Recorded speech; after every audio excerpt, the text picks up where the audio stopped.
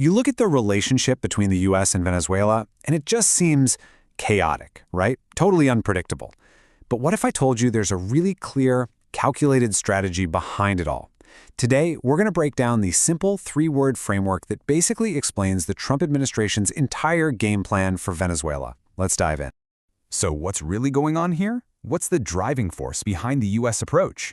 You hear a lot about democracy or human rights, but according to our source material, the real answer is way more direct. It actually boils down to this simple three-part philosophy that guides literally every single move, from sanctions to late-night diplomatic calls. Okay, so this whole strategy, it all rests on this three-part idea. And the foundation, the starting block for every single action, well, it's the most fundamental thing in all of international relations. Power, plain and simple. In this context, we're talking about leveraging America's massive economic and diplomatic muscle. The goal?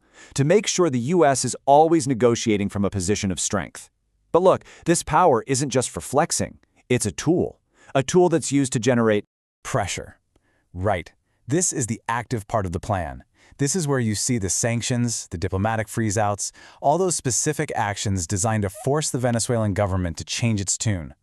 And all of this, all that power and all that pressure, it's all guided by one single overarching principle.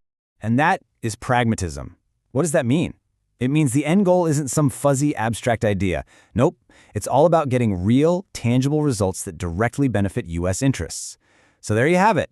Power, pressure, and pragmatism. That's the whole framework. Now let's see how this thing actually plays out in the real world. All right, first things first, we have to get our heads around the foundational philosophy.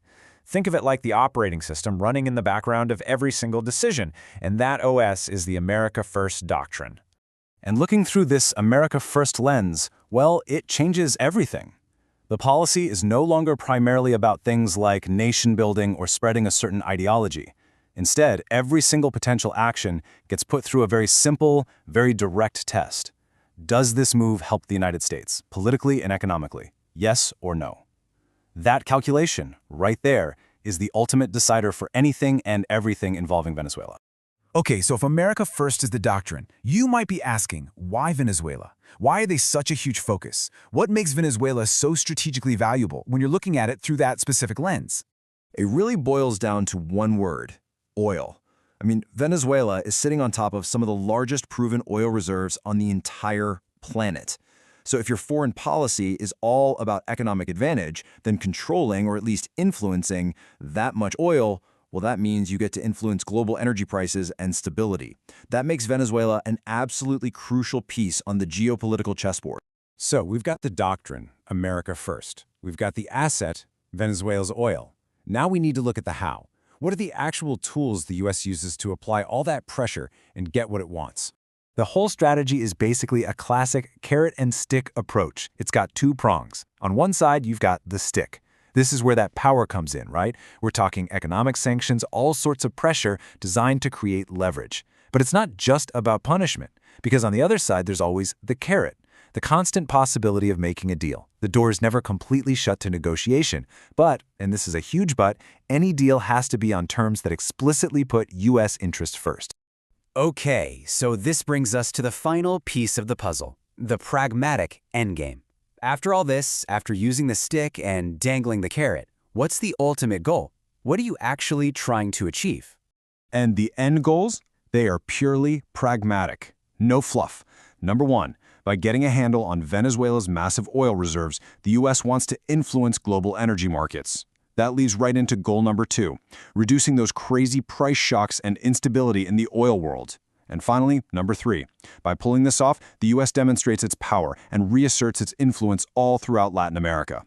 These are the real, tangible wins the entire strategy is designed to deliver.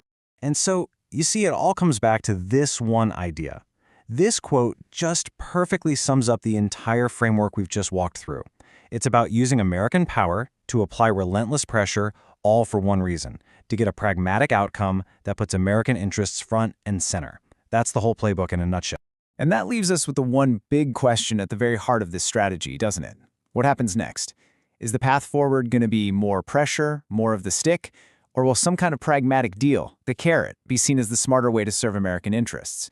You know, the answer to that question is going to define the future of not just U.S.-Venezuela relations, but pretty much the entire global energy landscape, too.